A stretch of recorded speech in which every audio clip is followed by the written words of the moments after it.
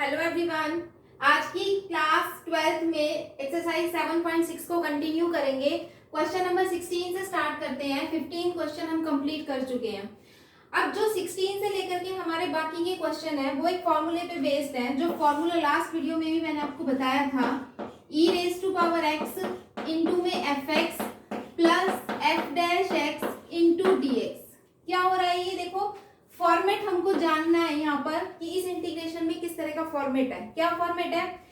Exponential function के साथ कुछ बड़ी सी चीज मल्टीप्लाई दिख रही है। जब भी आपको एक्सपोनेंशियल फंक्शन के साथ कुछ बड़ी सी चीज मल्टीप्लाई नजर आ जाए तो हम उसको बाय पार्ट्स से करने की नहीं सोचते। हम सबसे पहले ये वाला फॉर्मूला याद करने की कोशिश करते हैं और इसी तरह के फॉर्मेट में उसको बनाने की भी कोशिश करते हैं। जैसे यहाँ क्या है, fx और उसके साथ ऐड हो रहा है फंक्शन का डेरिवेटिव।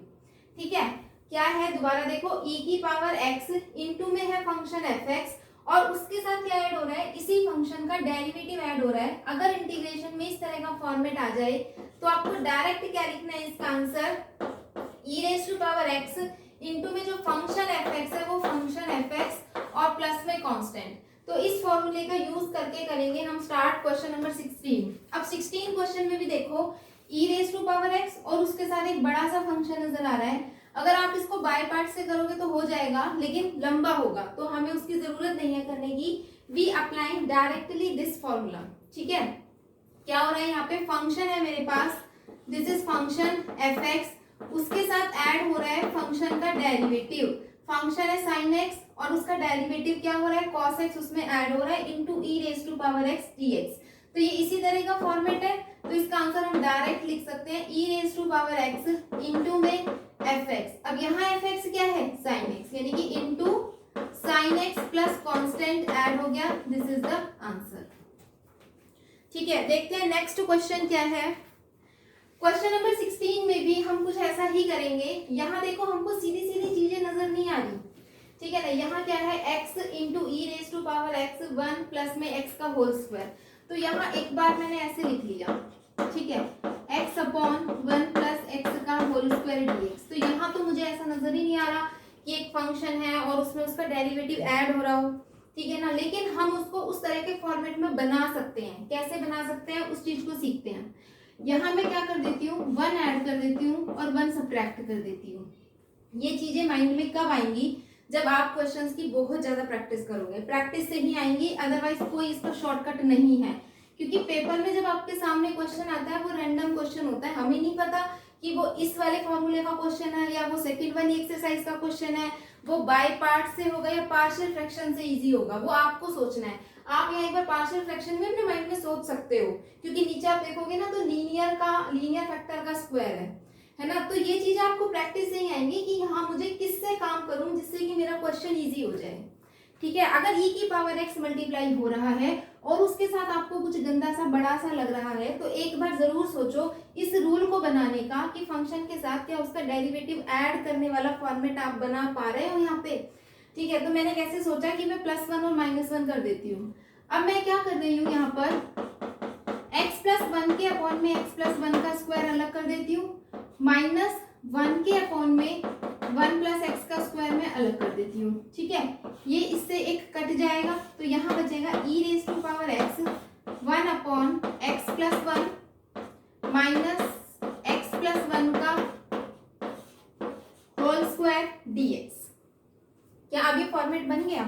ये है फंक्शन fx और जब आप इसका डेरिवेटिव करोगे ना 1 अपॉन 1 प्लस एक्स का डेरिवेटिव क्या होगा, x प्लस 1 की पावर -1। डेरिवेटिव कैसे होता है, -1 आगे आ जाएगा, x प्लस 1 -1 यानी कि -1 1 प्लस एक्स की पावर -2, तो -1 1 अपॉन एक्स की पावर 2। तो ये क्या है, ये इस फंक्शन का डेरिवेटिव ही तो है। ठीक है ना, तो हमने वो फॉर्मेट बना लिया जो फॉर्मेट हमारे को क्वेश्चन इजी करके देगा। तो अब तो मुझे फटाफट समझ में आ जाएगा इसका answer, e raise to power x into में फंक्शन fx 1 अपॉन में 1 प्लस एक्स कह दो चाहे x प्लस 1 कह दो, कांस्टेंट ऐड करोगे और यही क्या आ जाएगा आंसर। लास्ट में कांस्टेंट ऐड करना नहीं भूलना। ठीक है, क्वेश्चन नंबर 18 देखते हैं। 18 क्वेश्चन में हमें क्या गिवन है, देखो integration e raise to power x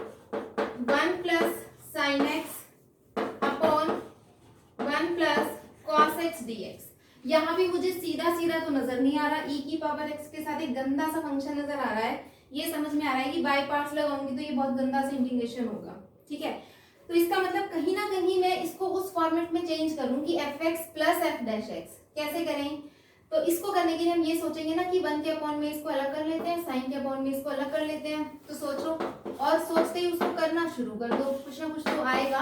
तो मैंने 1 अपॉन 1 प्लस कॉस एक्स कर दिया, और साइन एक्स के अपॉन में मैंने 1 प्लस कॉस एक्स, क्योंकि मुझे ऐसा तो बनाना ही है ना, कुछ फंक्शन प्लस कुछ फंक्शन, तभी तो कुछ आ पाएगा वैसा वैसा।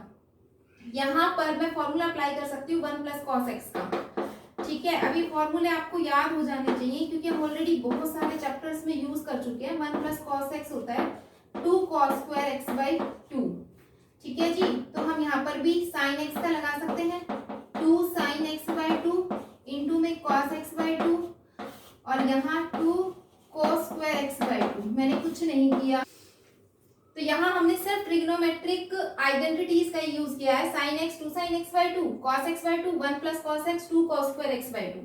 यहाँ 2 से 2 कैंसिल हो जाएगा, cos से एक पावर कैंसिल हो जाएगी, बचेगा e raise to power x। यहाँ पर बचेगा देखो 1 बाई 2 बचेगा, और 1 बाई कॉस स्क्वायर हो जाएगा secant square x by 2, plus यहाँ बचेगा साइन अपॉन में cos यानी कि tan x बाई 2 बच जाएगा यहाँ पर, ठीक है जी।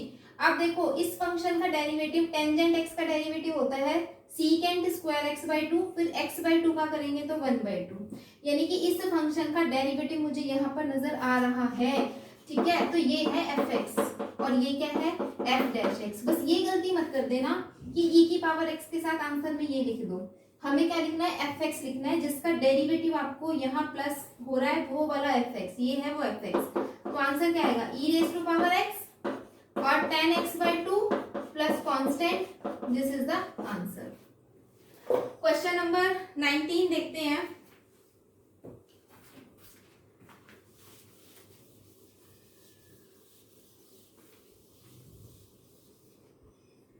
क्वेश्चन में क्या है देखो, integration e raise to power x 1 upon x minus 1 by x square d x. This is very much easy. ये क्वेश्चन तो मुझे कराने की भी जरूरत नहीं है। आपको फंक्शन 1 बाई एक्स नजर आ रहा है और आपको उसका derivative minus 1 by x square भी नजर आ रहा है, ठीक है। तो ये है फंक्शन और ये है फंक्शन का डेरिवेटिव। तो इसका आंसर हो गया e की power x into 1 by x plus constant add. Question number 20। 20th question में है x minus 3 upon x minus 1 का whole cube e raise to power x into d x. तो यहाँ भी e raise to power x के साथ कुछ गंदा सा हमें नजर आ रहा है, लेकिन अब मुझे इस गंदे से को एक अच्छा सा फॉर्मेट ऐसा बनाना है जिससे फंक्शन प्लस उसका डेरिवेटिव आ जाए, ठीक है। इन्हीं चीजों की प्रैक्टिस करनी है कि आप कैसे बनाओगे। यहाँ x माइनस 1 है, यहाँ x माइनस 3 है। क्या करूं मैं इसको ऐसे लिख लूं x माइनस 1 माइनस 2, कोई दिक्कत ही नहीं है। हम इसको लिख सकते हैं x माइनस 1 और माइनस 2, अभी x माइनस 3 ही है अभी भी, ठीक है, अपॉन x माइनस 1 का होल क्यूब इंटू में dx। अब इसको हम लिख सकते हैं e raise to power x, इसके अपॉन में मैं इसको अलग कर लूं और इसके अपॉन में अलग कर लूं, क्योंकि मुझे फंक्शन प्लस डेरिवेटिव चाहिए। तो हमने क्या किया, x minus 1 upon x minus 1 का whole cube minus 2 upon x minus 1 का होल क्यूब कर दिया। जैसे ही ये इसे कट जाएगा तो यहाँ पर कितनी बचेगी, पावर 2, ठीक है। देखो यहाँ बचा 1 अपॉन एक्स माइनस 1 का होल स्क्वायर, और इसका डेरिवेटिव क्या होता है, ये हो गया देखो x माइनस 1 की पावर माइनस 2, डेरिवेटिव करेंगे तो माइनस 2 एक्स माइनस 1 की पावर माइनस 3, तो ये आ जाएगा माइनस 2 अपॉन एक्स माइनस 1 की power 3, minus 2 upon x minus 1 की पावर 3, यानी कि इस फंक्शन का डेरिवेटिव यहाँ प्रेजेंट मिल गया, बन गई वो वाली फॉर्मेट, ठीक है। अब ये क्वेश्चन बिल्कुल आसान है। क्या होगा यहाँ पर e raise to power x into में एफ एक्स, और एफ एक्स कौन सा है 1 अपॉन एक्स माइनस 1 का स्क्वायर प्लस कांस्टेंट ऐड कर देंगे और यही क्या आ जाएगा आंसर, ठीक है। आगे चलते हैं हम क्वेश्चन नंबर 21। 21st क्वेश्चन में देखो क्या हो रहा है। Question number 21 e raise to power 2x into में साइन x एंड dx। अब मेरे पास ये क्वेश्चन आ गया, क्या यहाँ पर हम वो वाला फॉर्मेट बना सकते हैं e⁻x वाला? ठीक है, यहाँ ये फॉर्मेट मुझे लग नहीं रहा कि बन जाएगा, हो सकता है बन भी जाए, लेकिन मुझे यहाँ पे जो चीज ज्यादा आसान लग रही है वो लग रही है बाई पार्ट्स अप्लाई करना। ठीक है, तो बाई पार्ट्स करने के लिए हमने रूल बनाया था, क्या रूल था? आइलेट। आइलेट किस चीज में हेल्प करेगा कि आप किसको फर्स्ट फंक्शन अज्यूम करोगे और किसको सेकंड फंक्शन अज्यूम करोगे। तो एक्सपोनेंशियल फंक्शन तो सबसे लास्ट में है ना, तो ये तो हमेशा सेकंड फंक्शन ही रहेगा और ये फर्स्ट फंक्शन आएगा।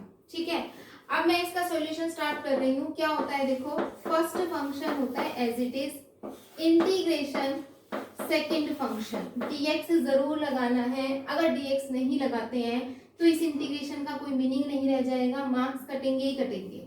ठीक है, स्पेशली फॉर दो स्टूडेंट्स जो बहुत जल्दी जल्दी लिखते हैं। Function first as it is integration of second function minus integration derivative of first function. ठीक है, यानी कि d/dx ऑफ फर्स्ट फंक्शन। ठीक है, जल्दबाजी नहीं करनी, कुछ भी डायरेक्ट नहीं लिखना, आराम आराम से स्टेप बाय स्टेप लिखेंगे, मिस्टेक नहीं होनी चाहिए। ठीक है, डेरिवेटिव ऑफ फर्स्ट फंक्शन और इंटीग्रेशन ऑफ सेकंड फंक्शन और एक dx इस इंटीग्रेशन का भी जरूर आएगा।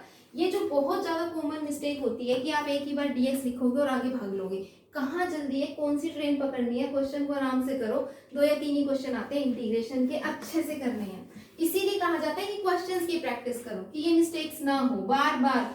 बहुत सारे क्वेश्चन में मैंने ये नोटिस किया, ये मिस्टेक मुझे पेपर में दिखी, टेस्ट में दिखी, तो क्वेश्चन पे कांटा लगेगा।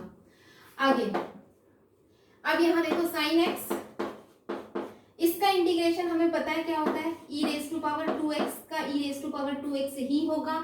x का कोफिशिएंट नीचे डिवाइड हो जाता है, x का कोफिशिएंट है 2, तो ये 2 नीचे आ जाएगा। ठीक है, minus integration derivative of sin x। sin x अगर आप डेरिवेटिव करते हो तो ये होता है cos x, और इसका इंटीग्रेशन करोगे तो e⁻²x अपॉन 2। ठीक है, और इनटू में dx कौन सा, ये वाले इंटीग्रेशन का dx। और यहाँ इस फंक्शन का नाम मैंने i लिया हुआ था, तो ये i चला हुआ आ रहा है। ठीक है, इक्वल टू, अब यहाँ फिर से देखो, इस 2 को तो मैं यहाँ लिख सकती हूँ बाहर 1/2, ये फिर से मेरे पास बाय पार्ट्स बन गया e⁻²x इंटू cos x। इसका मतलब मुझे यहाँ फिर से बाय पार्ट्स लगाना पड़ेगा, क्योंकि यहाँ पर भी 2 फंक्शन मल्टीप्लाई हो रहे हैं। अब की बार भी एक्सपोनेंशियल तो हमेशा सेकेंड फंक्शन ही आता है और कॉस हमारे पास फर्स्ट फंक्शन आता है। तो यहाँ होगा देखो e⁻² इंटू में sin x upon 2 minus 1/2 bracket. ये ब्रैकेट हमारे को मिस्टेक करने से बचाएगी। अगर ये ब्रैकेट नहीं लगाई तो 100% आगे जाके, क्योंकि बाहर माइनस है, जब फाइनल आंसर लिखोगे तो बाहर मिस्टेक करोगे ही करोगे माइनस की। ठीक है, तो इसीलिए ये ब्रैकेट लगानी है। अब यहाँ पे first function as it is, यानी कि cos x as it is, integration of second function. ठीक है, minus integration derivative of first function, derivative of first function और integration of second function. dx 2 times आएगा, पता है ना क्यों आएगा, एक इस इंटीग्रेशन का और एक इस इंटीग्रेशन का dx। ठीक है, और ये ब्रैकेट यहाँ पर मैंने क्लोज कर दी। e⁻² into sin x upon 2 minus 1/2, यहाँ पर देखो cos x तो एज इट इज, इंटीग्रेशन हम करेंगे e⁻²x का, तो e⁻²x, x का कोफिशिएंट 2 है, नीचे डिवाइड हो जाएगा, माइनस का साइन है, फिर इंटीग्रेशन का साइन है, डेरिवेटिव cos x का हो जाता है माइनस sin x, और e⁻²x का इंटीग्रेशन e⁻²x और नीचे 2, और ये dx एक इस वाले इंटीग्रेशन का रह गया। इस 2 को मैं बाहर भी लिख सकती हूँ, तो इस 2 को मैंने यहाँ पे बाहर 1/2 लिख लिया और ये ब्रैकेट क्लोज हो गई है। ठीक है,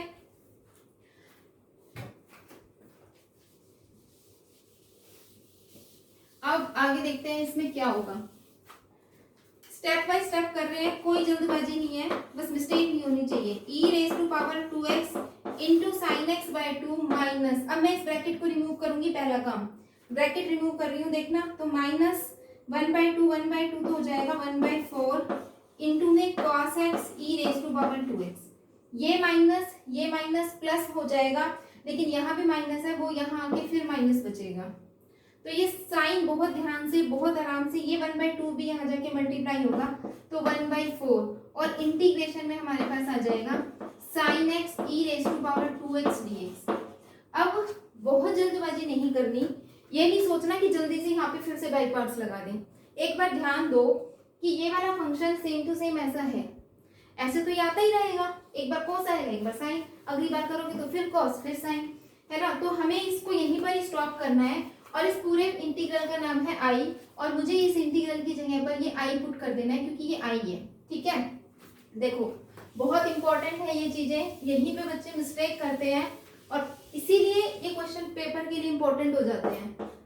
आई is equal to e raise to power 2x into sine x by 2 minus 1/4 cos x into e raise to power 2x minus 1/4 I लिख रही हूँ मैं, इसको मैं क्या लिख रही हूँ आई, क्योंकि ये आई के इक्वल है, ठीक है। तो 1/4 आई, अब ये माइनस 1/4 आई इस आई के साथ ऐड हो जाएगा, तो I plus 1/4 I is equal to e raise to power 2x into sine x upon 2 minus 1/4 cos x into e raise to power 2x। जब आप 1 प्लस 1/4 को ऐड करोगे तो 5/4 आई बचेगा इज इक्वल टू, यहाँ से भी हम चाहे तो 2 को 4 एलसीएम ले सकते हैं, 4 अगर हम एलसीएम ले लेंगे तो 2 e raise to power 2x into sine x minus e raise to power 2x into में cos 4x आ जाएगा। तो आई की वैल्यू यहाँ पर जब 5/4 मल्टीप्लाई होगा तो 4/5, तो ये 4/5 आ जाएगा। ई रेज टू पावर 2x दोनों में से कॉमन भी ले सकते हो, 2 sine x minus cos 4x कहाँ से आ गया, ये cos x अपॉन 4 से 4 क्या हो जाएगा कैंसिल। अब यही मेरे पास इसका आंसर होगा 1/5 e raise to power 2x into 2 sine x minus cos x, this is the answer, ठीक है। क्वेश्चन नंबर 22 स्टार्ट कर रहे हैं। सेकंड क्वेश्चन भी क्या है देखो, sine inverse 2x upon 1 plus x square into में dx। हमने ये इनवर्स ट्रिग्नोमेट्रिक फंक्शन में भी कुछ ऐसा किया था, वहां हम क्या करते थे, यहाँ x को कुछ ऐसा सब्सटीट्यूट करते थे जिससे मैं इस इनवर्स को हटा सकूं। तो यहाँ पर भी पहले मैं यही काम करूंगी। डेरिवेटिव में जब हमने ये काम किया था तब भी हमने ऐसा ही किया था कि पहले हम इसको x को कुछ ऐसा सब्सटीट्यूट करते थे जिससे साइन में ही कोई फॉर्मूला बने, ठीक है। तो यहाँ मुझे ट्रिग्नोमेट्रिक आइडेंटिटीज याद होनी चाहिए, तो मैं बता देती हूँ कि किस आइडेंटिटी का मैं यूज कर रही हूँ। 2 tan theta upon 1 plus tan square theta equal होता है साइन 2 थीटा के। नहीं भी आती है तो क्वेश्चन के आगे इसको लिखो और अब याद कर लो, ठीक है। जब जागो तभी सवेरा। तो इंटीग्रेशन से पहले हमें पुट करना पड़ेगा, पुट कर लेते हैं x is equal to tangent theta, x is equal to tangent theta. तो यहाँ से डेरिवेटिव करेंगे तो dx is equal to tangent का derivative secant square theta into d theta. तो ये हमारे पास हो जाएगा देखो sine inverse 2 tan theta upon 1 plus tan square theta, dx की जगह मैं क्या लिख सकती हूँ secant square theta into d theta. यहाँ से साइन इनवर्स ये किसका फॉर्मूला बनता है, साइन 2 थीटा का फॉर्मूला बनता है into सीकेंड square theta D theta. तो ये साइन से साइन इनवर्स से साइन कट जाएगा, 2 theta into सीकेंड square theta D theta बचेगा। इस 2 को मैं इंटीग्रेशन से बाहर भी ले सकती हूँ। अब यहाँ पर देखो थीटा इंटू सीकेंड स्क्वायर थीटा, दो फंक्शन मल्टीप्लाई हो रहे हैं, तो यहाँ आपको देखते ही समझ में आ जाना चाहिए कि हम बाय पार्ट्स का यूज कर सकते हैं, ठीक है। ये वो क्वेश्चन है जिनको मैं मार्क्ड क्वेश्चन कहती हूँ, जिनके आगे आपको मार्क करना चाहिए, ठीक है। एग्जाम में जाने से पहले इन क्वेश्चंस को जरूर करके देखना चाहिए। आगे देखो इंटीग्रेशन करते हैं अब इसका बाय पार्ट्स। तो कैसे इंटीग्रेशन होगा, फर्स्ट फंक्शन किसको मानना है और सेकंड किसको मानना है, आई लेट के अकॉर्डिंग ए टी, ए पहले आता है ना, तो ये ट्रिग्नोमेट्रिक फंक्शन टी बाद में आता है, तो ये सेकंड फंक्शन और ये वाला हमारे पास first function.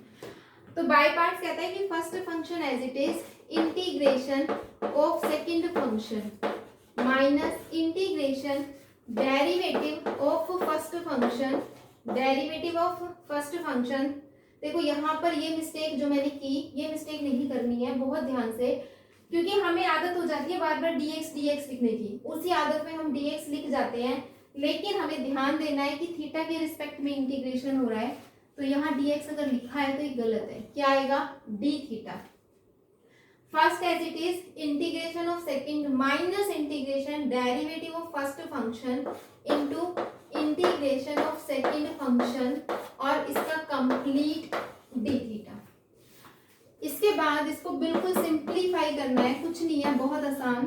Theta integration secant square का क्या होता है, टेंजेंट थीटा, तो theta into tangent theta minus integration theta का डेरिवेटिव होता है 1 इंटू सीकेंट स्क्वायर का derivative tangent theta into d theta. अब प्रॉब्लम अगर आप क्वेश्चन में अब भी आ रही है आपको, अब आपको ऐसा लग रहा है कि क्वेश्चन नहीं आ रहा, तो प्रॉब्लम ये है कि आपको ये इंटीग्रेशन नहीं आता, ठीक है। तो ये इंटीग्रेशन आपको आने चाहिए क्योंकि हम पिछली एक्सरसाइजेज में करके आए हैं। ये फॉर्मूला भी हमने किया था, टेंजेंट थीटा का इंटीग्रेशन होता है माइनस लॉग कॉस एक्स और you can say that log secant x, ठीक है। दो लिखवाए थे, फिर से बता देती हूँ। टेंजेंट थीटा का इंटीग्रेशन अगर करना हो तो इसका फॉर्मूला होता है log secant theta plus c और you can say that minus log cos theta plus c, ठीक है। तो ये हमारे पास टेंजेंट का फॉर्मूला है, हम इसको पुट करेंगे और हमारे पास आंसर आ जाएगा। तो मैं कॉस वाला ले लेती हूँ, कोई भी ले सकते हो, कोई दिक्कत नहीं है। सीकेंट वाला ही ले लेते हैं, चलो ठीक है। सीकेंट वाला लेंगे तो ये कितना हो जाएगा, लॉग सीकेंट थीटा हो जाएगा हमारे पास, ठीक है। प्लस में हमने कर दिया कांस्टेंट ऐड। इसके बाद यहाँ पर देखो ये हो जाएगा 2 theta tan theta minus 2 log secant theta plus c. ये जो 2 के साथ लॉग है ये ऊपर चला जाएगा, लॉग की प्रॉपर्टी से क्या प्रॉपर्टी होती है, a log b is equal to b raise to power a, b raise to power a, ये b जो है log b raise to power a ऊपर चला जाता है। तो उसी प्रॉपर्टी का यूज करते हुए हम इसको लिख सकते हैं 2 tan theta minus log secant square theta और प्लस में कांस्टेंट ऐड। मुझे करना क्या है, आंसर देखो मुझे इंटीग्रेशन x में करना था, मैं अपने आंसर को थीटा में नहीं छोड़ सकती, I have to convert it in x variable. अब x में लाने के लिए मुझे पता है कि टेंजेंट थीटा x के बराबर है, तो यहाँ तो मैं tan को x पुट कर सकती हूँ, कोई दिक्कत नहीं है, लेकिन मुझे सीकेंट को भी तो x में चेंज करना है, तो कोई ऐसा फॉर्मूला मुझे ट्रिग्नोमेट्री से ढूंढना पड़ेगा जिससे कि मैं इसको टेंजेंट में चेंज कर सकूं। 10th क्लास से पढ़ते आ रहे हो क्या, कि सीकेंट स्क्वायर थीटा और minus tan square theta equal to 1, और मैंने बता रखा है टेंजेंट और सीकेंट का तो बहुत अच्छा एक बॉन्ड बना हुआ है ना, इस आइडेंटिटी की वजह से बना हुआ है, आप कैसे भी चेंज कर सकते हो। तो सीकेंट स्क्वायर थीटा हो जाएगा 1 प्लस टेन स्क्वायर थीटा, यानी कि मैं इसकी जगह इसको लिख सकती हूँ ना, कोई दिक्कत ही नहीं है, ठीक है जी। तो हम लिख देते हैं यहाँ पर, ये हो जाएगा 2 theta tan theta minus log, इसको मैं क्या लिख सकती हूँ 1 plus ten square theta plus में कांस्टेंट। अब मैं आराम से टेंजेंट थीटा को क्या पुट कर सकती हूँ, x पुट कर सकती हूँ, और इस थीटा को भी तो कुछ पुट करना पड़ेगा। तो थीटा किसके बराबर आएगा, यहाँ से ये आ जाएगा tangent inverse x is equal to theta, tangent यहाँ चला जाएगा इनवर्स बन के, तो देखो आंसर बनेगा 2 टेंजेंट इनवर्स x और इसकी जगह पर इनटू में x minus log 1 plus x square और प्लस में क्या आ जाएगा constant. This is your answer, ठीक है। अब इसमें आप एक और तरीके से चेंज कर सकते हो, वो भी सही है और ये भी सही है। वो चेंज क्या है, देखो कुछ नहीं किया, लॉग की प्रॉपर्टी है, इसको तो मैं x को 2 के साथ लिख रही हूँ, 2x टेंजेंट इनवर्स x, इस माइनस को मैं ऊपर लेके जा रही हूँ, तो प्लस लॉग, जब ये पावर -1 हो जाएगा तो ये 1 अपॉन में आ जाएगा प्लस कांस्टेंट। आंसर ये भी करेक्ट है, आंसर ये भी करेक्ट है, ठीक है। तो यहाँ होता है हमारा question number 22 complete, which one is most important question in this exercise. तो नेक्स्ट क्वेश्चन पे चलते हैं, देखते हैं नेक्स्ट 23rd क्वेश्चन पे मूव करते हैं। 23rd क्वेश्चन में हमें गिवन है x square e raise to power x cube dx, इसका इंटीग्रेशन। अब यहाँ बहुत जल्दबाजी में हमने बाई पार्ट्स डायरेक्ट यूज नहीं करना, फर्स्ट ऑफ ऑल देखो, क्या हम इसको इजी बना सकते हैं? ऑब्वियसली बना सकते हैं। अगर मैं एक्स क्यूब को कुछ सब्सटीट्यूट कर दूं, मैं आपसे ये बात पहले भी कह चुकी हूँ, एक्सरसाइज वाइज कोई रूल नहीं है कि हम 7.2 में ही सब्सटीट्यूशन लगाएंगे, ऐसा नहीं है। एक रैंडम क्वेश्चन में आप कहीं भी सब्सटीट्यूशन लगा सकते हो, कहीं भी पार्शियल फ्रैक्शन लगा सकते हो, कहीं भी आप उसको बाई पार्ट से सॉल्व कर सकते हो। हम मैथमेटिक्स में क्या सीखते हैं? How to make it easy, easy कैसे बनाएं। बस कोई ऐसा फिक्स रूल नहीं है कि यहाँ सब्सटीट्यूशन क्यों लगा रहे हैं, यहाँ दिख रहा है इसलिए लगा रहे हैं। एक्स क्यूब है, पता है डेरिवेटिव करके एक्स स्क्वायर डीएक्स आ जाएगा, तो फटाफट सब्सटीट्यूशन लगा दो। ठीक है, तो क्या पुट कर देंगे? एक्स क्यूब को हम पुट कर लेते हैं टी, डेरिवेटिव करेंगे टी एक्स स्क्वायर और एक्स का derivative dx is equal to dt। तो यहाँ से एक्स स्क्वायर dx किसके इक्वल आ जाएगा? ये आ जाएगा dt अपॉन 3 के इक्वल। अब इस इंटीग्रेशन में पुट कर रही हूँ सब कुछ। एक्स स्क्वायर dx की जगह हम पुट करेंगे dt और 1/3 कांस्टेंट को बाहर ले लो। e की पावर एक्स क्यूब को मैं क्या पुट करूंगी? e की पावर t, एक्स क्यूब को t, तो e की पावर t dt। तो ये इंटीग्रेशन तो बहुत ही ज्यादा आसान हो गया। सबको पता है इसका इंटीग्रेशन तो क्या होता है? इसका इंटीग्रेशन होता है e की power t plus constant, t को वापस वही सब्सटीट्यूट कर दो जो आपको पता है, क्या? e की पावर x क्यूब प्लस में कांस्टेंट ऐड कर देंगे और यही क्या आ जाएगा इसका आंसर। देखते हैं next question number 24। 24th question में देखो, e raise to power x into secant x into 1 plus tangent x dx है। यहाँ पर अब देखो e की पावर x के साथ कुछ बड़ा सा नजर आ रहा है ना, तो बाई पार्ट्स नहीं सोचेंगे, पहले कौन सा सोचेंगे? fx plus f dash x सोचेंगे। ठीक है, तो देखो क्या किया, e की पावर x सीकेंट को इससे मल्टीप्लाई करो, सीकेंट को 1 से मल्टीप्लाई करोगे तो सीकेंट x प्लस का साइन, सीकेंट को टेंजेंट से मल्टीप्लाई करेंगे तो सीकेंट x इंटू में टेंजेंट x और यहाँ आ जाएगा dx। अब क्या हो रहा है? सीकेंट x का डेरिवेटिव होता है सीकेंट इंटू में टेंजेंट, तो फंक्शन का डेरिवेटिव ऐड हो रहा है ना, तो बन गया सीधा सीधा आंसर आएगा e की power x into secant x plus constant. और ये हमारी एक्सरसाइज यहीं पर क्या हो जाती है? एकदम कंप्लीट। तो 24 क्वेश्चन हम कंप्लीट कर चुके हैं एक्सरसाइज 7.6 के। नेक्स्ट एक्सरसाइज के लिए नेक्स्ट वीडियो में मिलते हैं। ओके।